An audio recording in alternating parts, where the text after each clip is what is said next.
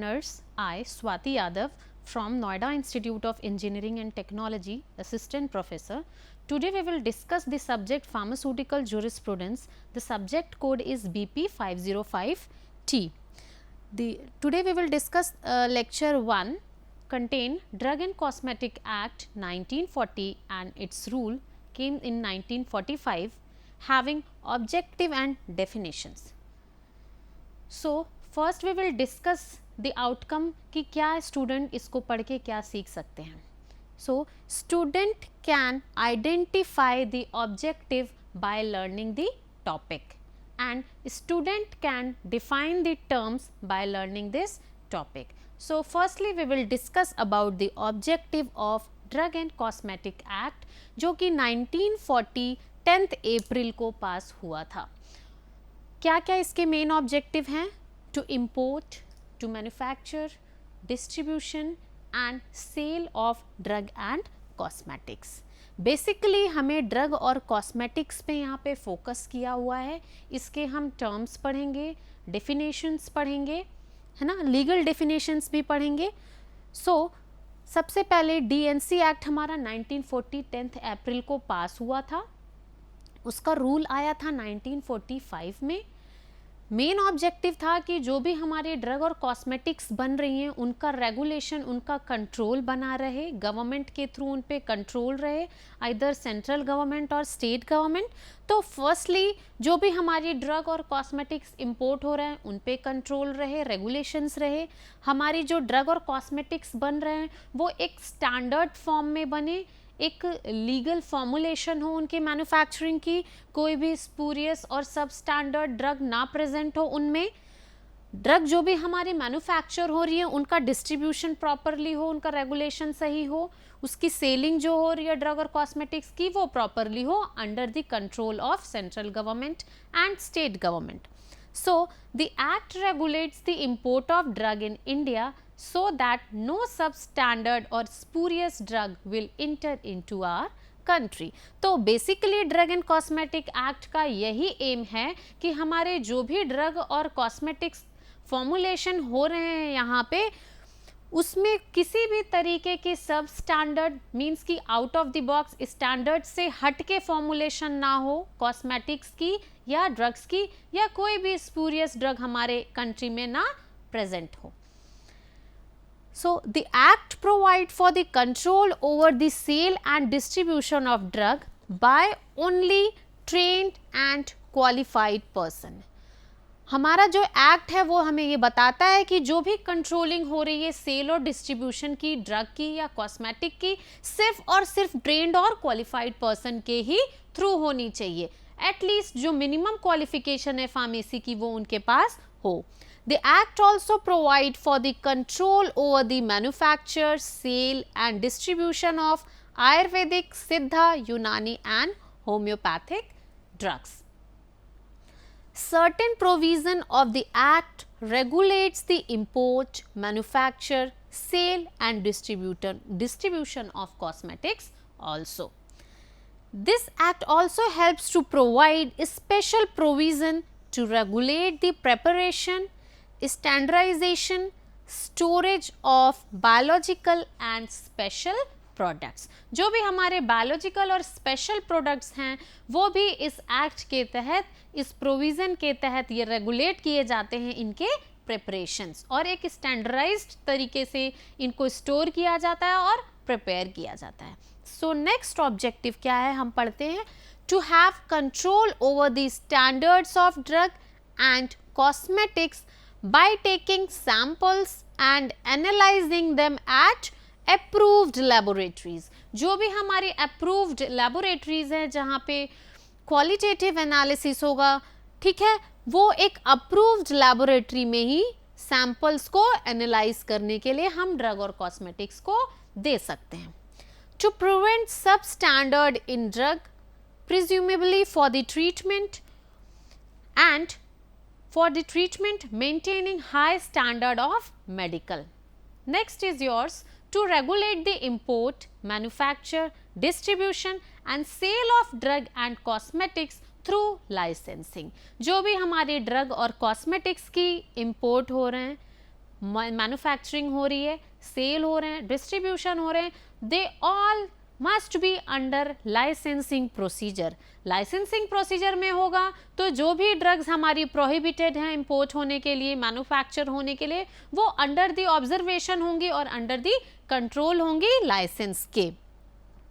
Next is your to prescribe the manner of labeling and packing of the various classes of drug and cosmetics। जो भी हमारी drug और cosmetics हैं जिनकी preparation होने के बाद उसकी पैकिंग हो, वो एक वेल मैनर्ड में पैकिंग हो according to the pharmacopoeias.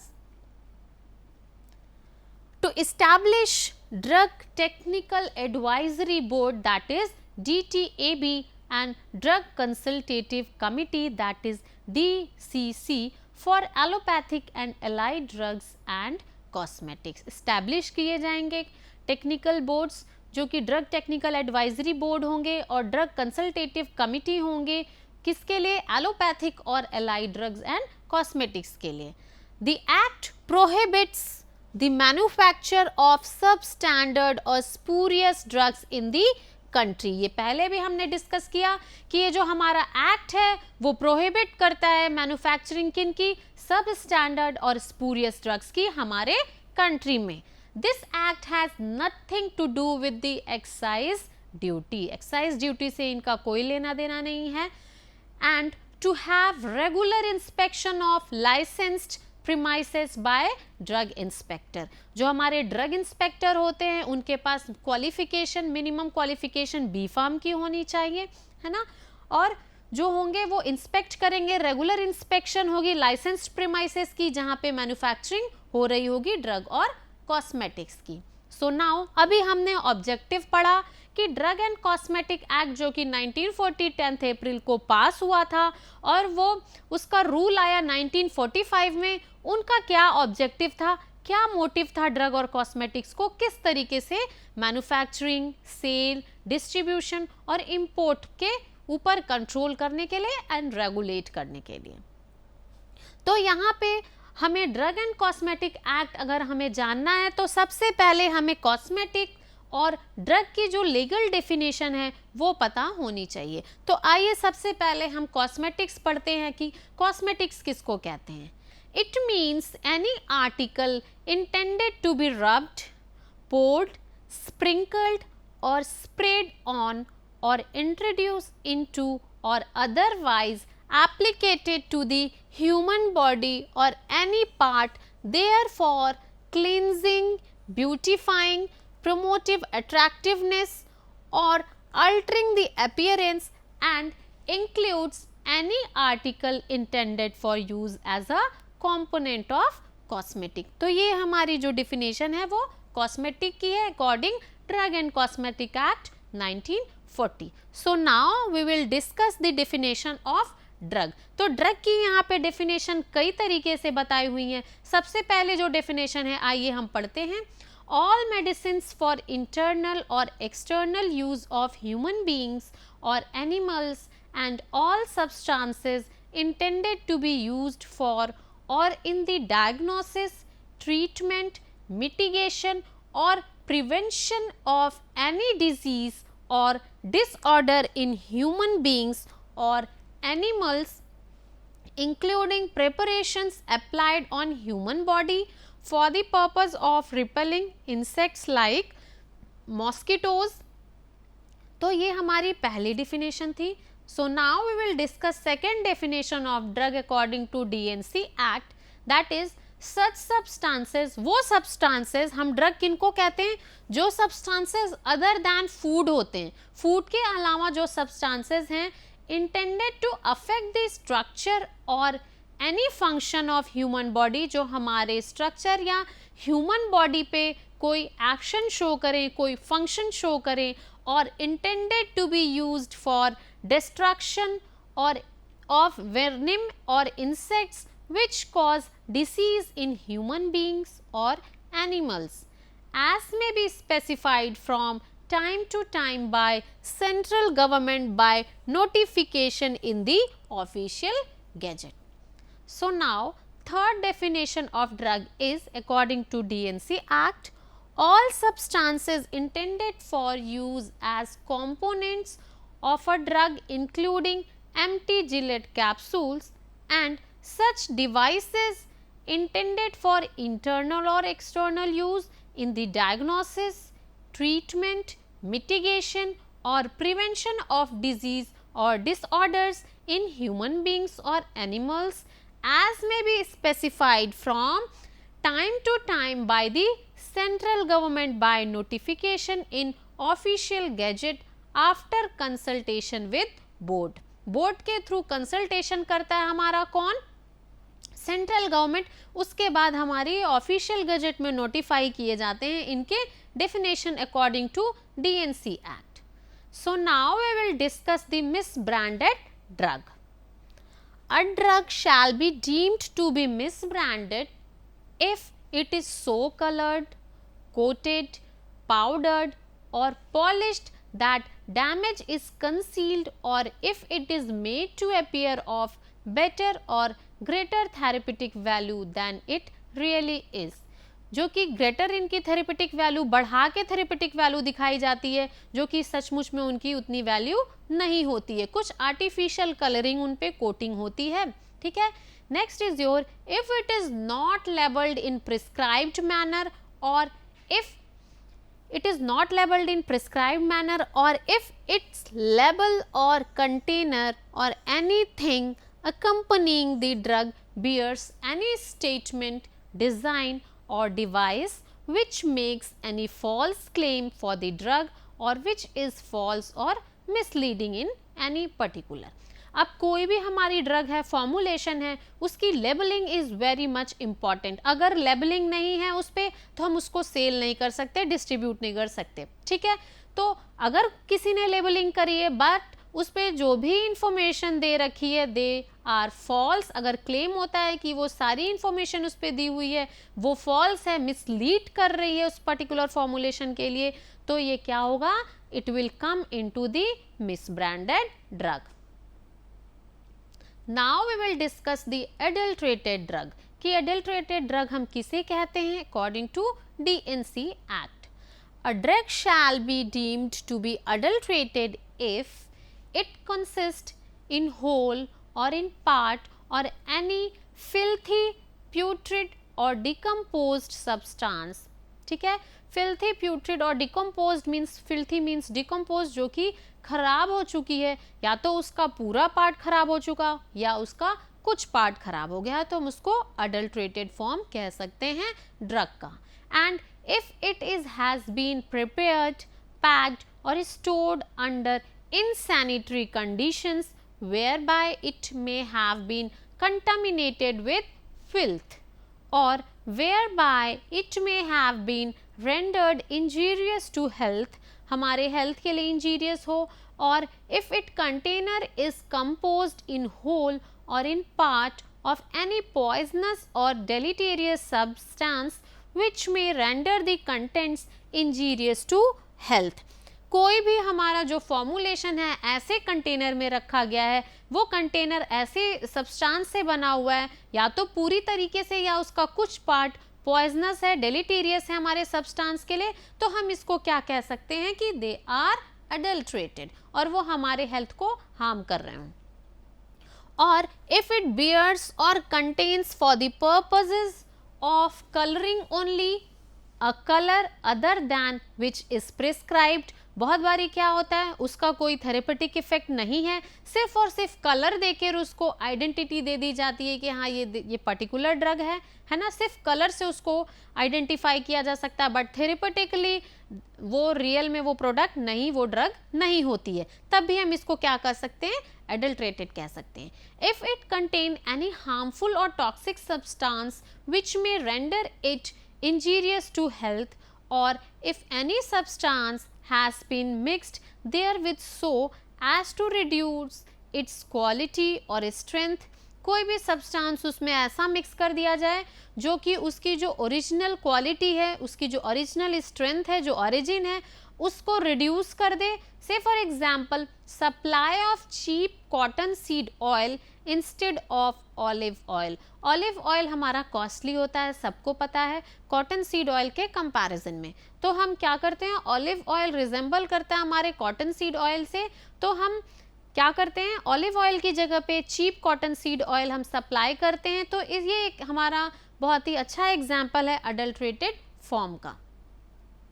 Next, our definition is spurious. According to DNC Act, a drug shall be deemed to be spurious if it is imported under a name which belongs to another drug, or if it is an imitation of or a substitute for another drug, or resembles another drug in manner likely to deceive or bears upon it or upon its label or container the name of another drug unless it is plainly and conspicuously marked so as to reveal its true character and its lack of identity with such other drug, or if the label or the container bears the name of an individual or company purporting to be the manufacturer of the drug, which individual or company is fictitious or does not exist.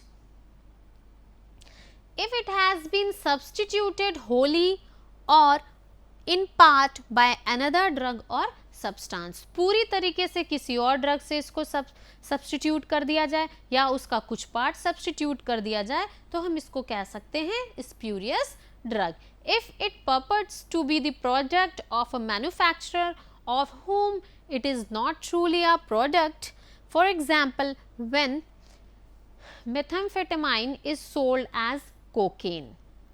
So now we will discuss spurious cosmetic also. Spurious cosmetic भी हमारे आते हैं. A cosmetic shall be deemed to be spurious if it imported under the name which belongs to another cosmetic. वो किसी और cosmetics को belong करते हैं बट उसका नाम कुछ और हो.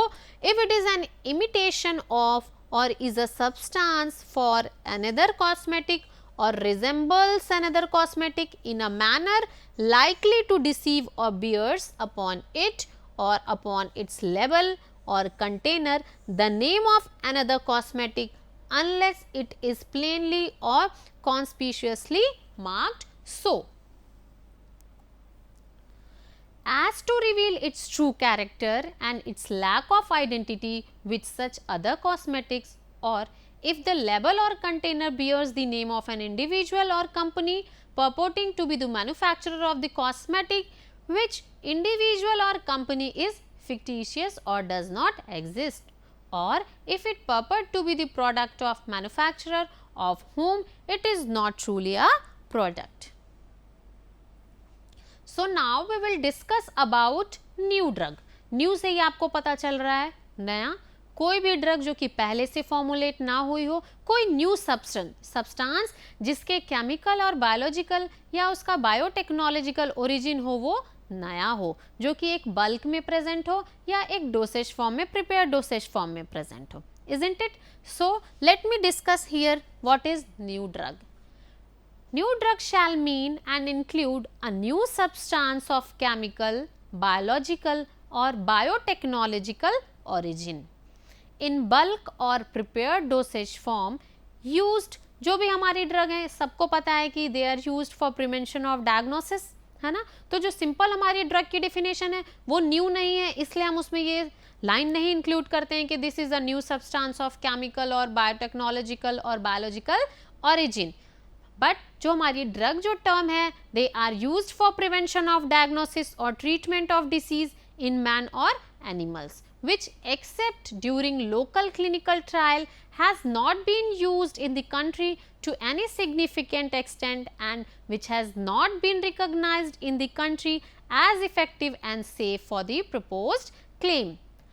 A drug already approved by licensing authority for certain claims which is now proposed to be marketed with modified or new claim, namely indications, उस इंडिकेशन मीन्स यूज बताया हुआ होगा कि हाँ ये जो न्यू ड्रग है उसको क्लेम किया जाएगा कि ये न्यूली मार्केटेड है, इसका यूज ये है। डोसेज फॉर्म इंक्लूड किया जाएगा, say for example including sustained release dosage form अगर वो है, and route of administration also.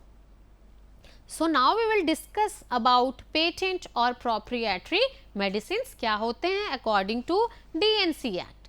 A drug which is remedy or prescription presented in a form ready for internal or external administration of human beings or animals and which is not included in the addition of Indian Pharmacopoeia, जिनकी detail हमारे Indian Pharmacopoeia में ना दी हो, which pharmacopoeia for the time being or any other pharmacopoeia authorized in this behalf by central government.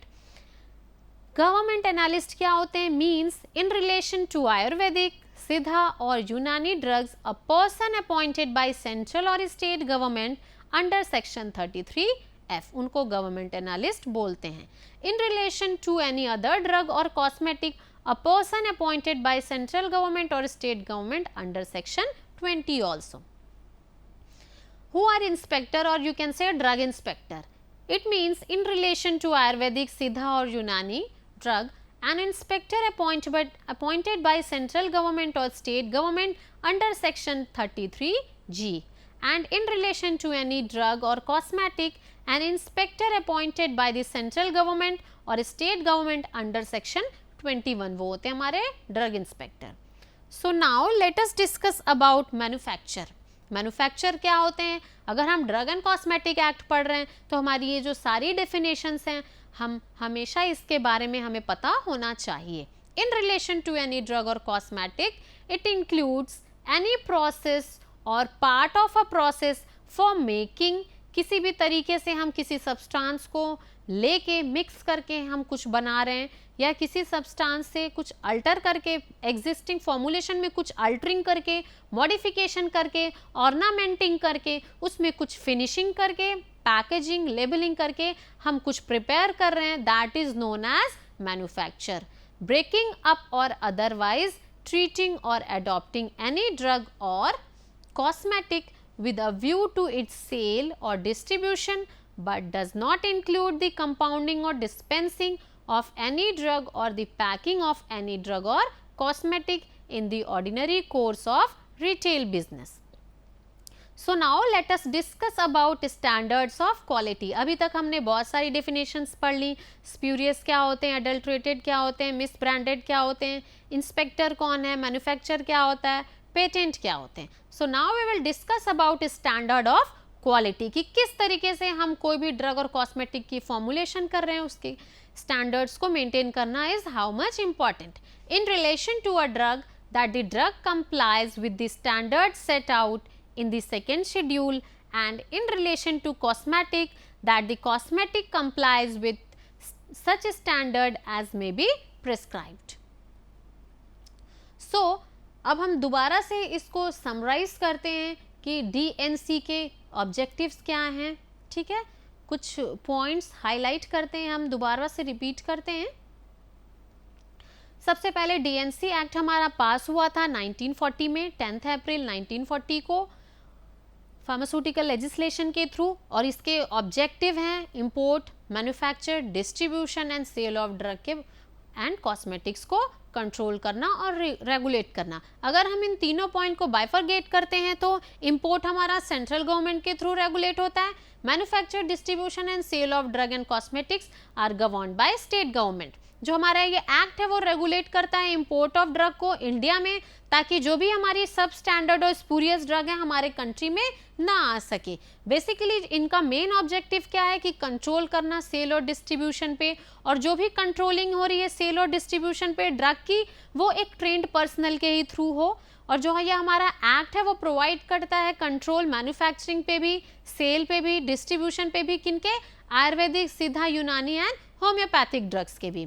कुछ provisions भी हैं हमारे act में जो कि रेगुलेट करते हैं इंपोर्ट को, मैन्युफैक्चर को, सेल एंड डिस्ट्रीब्यूशन के, कॉस्मेटिक्स को भी. और कुछ प्रोवाइड करते हैं हमारे ये एक्ट स्पेशल प्रोविजन रेगुलेट करने के लिए preparation, standardization and storage of biological and special products. They also control over standard of drug and cosmetics by taking, जो भी हमारे फॉर्मुलेशन होते हैं ड्रग और कॉस्मेटिक्स की, उसकी एनालिसिस होती है, सैम्पलिंग होती है, जो कि हमारे एक पर्टिकुलर अप्रूव्ड गवर्नमेंट के थ्रू अप्रूव्ड लैबोरेटरीज होती हैं, वहीं पे वो एनालाइज की जाती है कि हाँ वो एक्चुअल में वो ड्रग जो है वो सच में वो ओरिजिन उसकी है या कुछ और चीज प्रेजेंट है उसमें. To prevent sub standard in drug presumably for the treatment, maintaining high standards, prescribe manner for labelling, labelling manufacturing distribution के साथ साथ हमारी जो लेबलिंग और पैकिंग है they are also very much important according to DNC act. अगर किसी भी मैन्युफैक्चरिंग या किसी भी डोसेज फॉर्म पे लेबलिंग प्रेजेंट नहीं है तो उसको हम सेल नहीं कर सकते हैं, they are illegal. DNC act also established DTAB and DCC for allopathic allied drug and cosmetics. The act prohibit manufacturing नहीं होने देगा सबस्टैंडर्ड और स्पूरियस ड्रग्स की. Act has nothing to do with excise duty, excise duty से उनका कोई लेना देना नहीं है. ड्रग इंस्पेक्टर्स भी हमारे आते हैं जो कि रेगुलेट करते हैं, इंस्पेक्शन करते हैं, बुक्स मेंटेन की जाती हैं इंस्पेक्टर्स की कि हाँ कितने प्रोडक्ट उन्होंने रिजेक्ट किए, कितने पास किए, कितने ईयर में. डेफिनेशंस हमने पढ़ी हैं कॉस्मेटिक की, ड्रग की. कॉस्मेटिक का मतलब वही होता है जो कि हम रब करते हैं, पोर करते हैं, स्प्रिंकल या स्प्रे करते हैं या इंट्रोड्यूस करते हैं या अप्लाई करते हैं ह्यूमन, सिर्फ और सिर्फ ये ह्यूमन बॉडी के ब्यूटिफिकेशन के लिए होता है. क्लियर. अट्रैक्टिवनेस बढ़ाता है, अल्टर करता है अपीयरेंस को, including any article intended for use as component of cosmetics. Drug की डेफिनेशन क्या है? कोई भी ऐसा सब्सटेंस, कोई भी मेडिसिन जो कि हमारे इंटरनल एक्सटर्नल यूज होता है ह्यूमन बींग्स के साथ साथ एनिमल्स के लिए, और जो भी ये सब्सटेंस होते हैं they are intended to be used or in the diagnosis, treatment and prevention of disorders in human beings or animals. ठीक है, तो ये हमारे 2-3 और यहाँ डेफिनेशंस दी हुई हैं according to DNC. Misbranded drug होती हैं जो कि ज़्यादा कलर्ड होती हैं, कोटेड होती हैं, पाउडर्ड होती हैं, पॉलिश्ड होती हैं. ठीक है, और जो उसकी ग्रेटर थेरेपेटिक इफेक्ट उसका बढ़ा देते हैं, वैल्यू बढ़ा देते हैं, उसके एक्चुअल इफेक्टिवनेस के से ज़्यादा कर देते हैं. If it is not labelled in the prescribed manner और if it is labeled or container or anything accompanying the drug bears any statement, design or device which make any false claim दिया हो, mislead कर रहा हो, वो भी हमारे misbranded में ही आते हैं. adulterated means कि wholly या partly इसमें क्या हो, कुछ हमारे जो substance present हो वो डिकम्पोज कर देते हैं प्रोडक्ट को, या जो कंटेनर है वो हमारे कुछ पॉइजनस इफेक्ट शो कर रहे हैं हमारे सब्सटेंस पे, तो भी वो हमारा क्या होता है, अडल्ट्रेटेड ड्रग ही कहलाता है.